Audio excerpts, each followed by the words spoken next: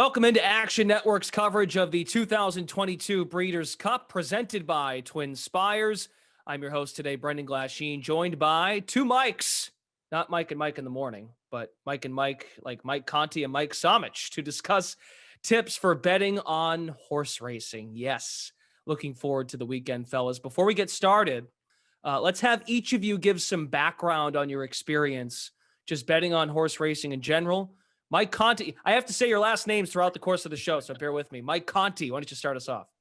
Yeah, thanks for having me, Brendan. Super excited to be here. So Mike Conti, I've grown up around the sport, originally from the Northeast, grew up going to Saratoga, Belmont, Aqueduct, traveling down to Gulfstream in the winters. I've been to the Derby 5 or 6 times. I've been to the Breeders' Cup, been to Keeneland. I've been around the game 20 plus years now. So, love it. Not as big of a tournament player as the other Mike, who's got some better credentials on that front than I do, but definitely a weekend warrior when it comes to the horses. Mike Somich coming to us right now from Lexington, Kentucky.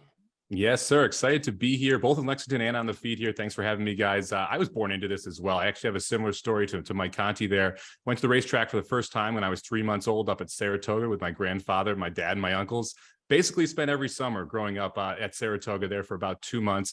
Started taking horse racing more seriously about 5 years ago. I was mainly a poker and sports guy. I've found an edge here in horse racing, so I moved over to the tournament circuit playing pick fours and pick fives. Been doing this professionally now for about a year and a half. So it's been a crazy ride, but lots of good wins and bad beats. But it's kind of what you get with the horse races. It's kind of what you get in betting in general, right? For the most part. But we do want to identify some key differences and what we want to look out for when we're betting on horse racing as opposed to other sports. So, Mike Somich, what are some of those key differences when you wager on horse racing versus the rest of sports betting? Well, first and foremost, it's who you're competing against. So when you bet on sports, you're playing against the sports book. You're laying a vig minus 110, minus 105, whatever that be, and you're getting paid out directly by the sports book. And they either win or lose, the opposite of what you do. With horse racing, you're betting into a pari-mutuel market, which means that you are facing everyone else or betting against everyone else at the racetrack. So there's something called takeout, and that can range anywhere from 15 to 25%, depending on what bet you're placing. And that money comes directly out of the pool. And so after the racetrack takes their cut, the rest is basically split amongst the winning ticket. So the key difference here is that the odds fluctuate throughout. So you could bet a horse at 10 to 1 and only get paid 5 to 1 when that race goes off. Conversely, you could bet a horse at 10 to 1 that doesn't get any play and goes off at 25 to 1, and you get a much better number there. So you're going to see a lot of the odds fluctuate specifically in the last 2 or 3 minutes of betting, because a lot of people want to wait as long as possible to understand exactly what off odds they're going to get on a racehorse. Mike Conti, when I open up Twin Spires and I'm surfing all the different types of races and types of things you can bet on, can you explain those different types of races that I just said and what makes this Breeders' Cup significant? Yeah, so in horse racing, there's 3 surfaces. There's dirt, there's turf, and there's synthetic. Good news, this weekend, we only have to worry about 2. We only have to talk about the dirt and the turf, right? Pedigree, so based on who the horse is bred by, right? So who the father, who the mother is, the bloodlines. Different horses have different pedigrees, and frankly, there's different running styles for the different surfaces as well. So you've got the 2 main surfaces. You've got to look for some different things in terms of speed, late pace. You've got to look at, who the parents, who the grandparents, sires, great dams, etc. are, to understand where's the speed coming from, where's the pedigree coming from. And then this weekend in particular with Breeders' Cup and why it's so significant, one, it's what a lot of people don't realize is that this weekend in the horse racing community is exponentially larger than the Derby, the Preakness, or the Belmont, which typically get all of the excitement. This is the cream of the crop, the best horses in the world. We're not just talking about US-based horses this weekend. We're talking about horses shipping in from all over the world. Friday is focused on the juveniles, so the 2-year-old horses. Who are those up-and-comers that next year we're going to be talking about when it comes time for the Derby, the Preakness, the Belmont,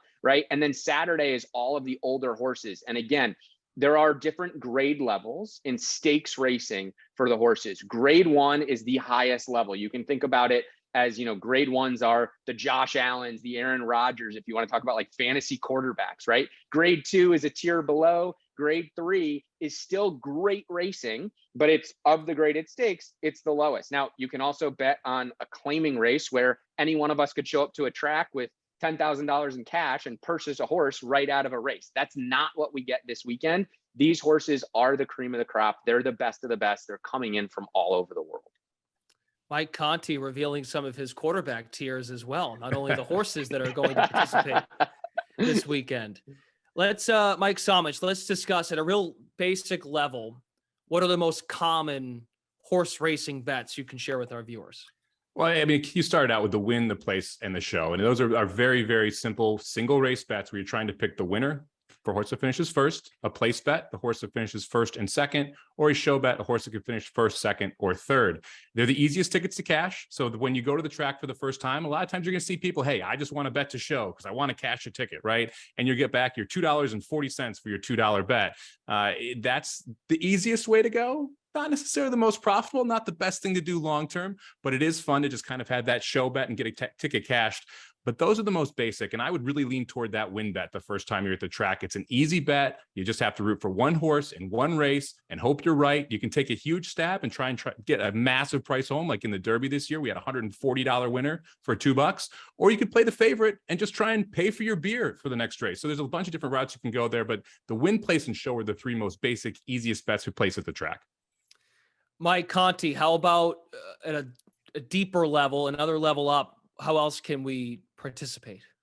Yeah, so and Mike and I will both go into this in more detail in some of our bets later on. But then you have what there's called the exotic wagers in horse racing, and there's vertical exotics and then horizontal exotics. And the way to think about this, if you're a sports bettor, is it's a parlay, right? A vertical exotic, an exacta, a trifecta, a superfecta.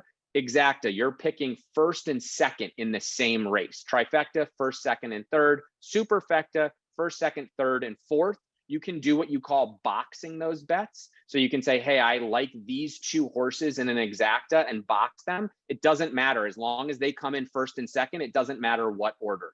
Then you have the horizontal wagers, which is you need the winner in each leg, i.e. if I bet a pick five, I'm betting 5 consecutive races and I need the winner in each leg, but you can choose multiple horses in each race. It can get costly to do so, but the payouts can be massive. Excellent. Great stuff from both of you on that front. I liked Mike Somich's analysis on how you keep paying for your beer. That could definitely bode well for some folks. So slow and steady wins the race, right? So before we let you both go, we'll go to Mike Somich here first, then we'll go to Mike Conti. I like saying both of your first names. I'm enjoying that in this video. But Somich, biggest piece of advice. If you were talking to someone, you're going through all these basic checkpoints, which is excellent. But if you had to give one big piece of advice, big tip for someone getting involved in horse betting for the first time, what would you say? I keep it simple, stupid. I mean, it's been talked about across a bunch of different verticals. You talk about in sports betting as well. You don't need to bet every race. Pick your spots, bet to win, bet your opinions, make sure you bet them strong. Don't water down those opinions. It's like if DFS, if you really like a quarterback, stack that quarterback in one lineup and use a bunch of lineups around him so that if you are right, you get paid. In horse racing, the exact same thing. If you have an opinion, make sure you get paid on that opinion. And don't be afraid to just bet to win. So many times people try and go out there and they get really creative with these exotic bets and they want to play these pick fours and they want to play these superfectas and try and get this massive payout. And they could have just bet a $50 win bet and gotten back $500. And they miss a leg that they didn't have a big opinion in because they didn't have the right horse. And so just keep it simple when you go to the racetrack. Bet to win, bet the horse that you like to win and get some money back for that opinion is the number one thing that people should do at the racetrack. All right, Mike, give some wisdom. Yeah, from me, it's similar, honestly, right? Trust your gut, trust your opinions. Everybody's got an opinion in horse racing, right? There's a million ways that you can analyze and break down a race.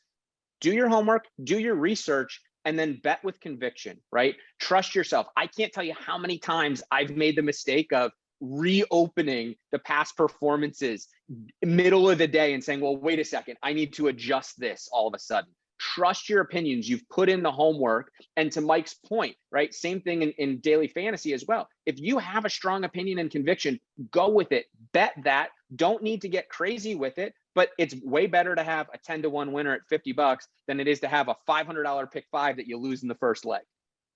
Excellent insight from Mike Conti and Mike Somich. Be sure to keep it locked to the Action Network YouTube page. We have other videos coming on Breeders' Cup coverage. As a reminder, this video and all of our video series that we've done today, Action Network's coverage of the 2022 Breeders' Cup presented by TwinSpires, they have a couple of awesome offers for both new and existing users this week. If you've never tried out TwinSpires, first, what are you waiting for? After all that analysis, you can use code ACTIONRACING to get up to a $400 bonus. Every $400 you wager, it will unlock $100. And for existing users, they're giving you $10 money back if your horse finishes second or third in any race this weekend. Again, you want to use the code ACTIONRACING over at TwinSpires now and enjoy an awesome weekend of horse racing.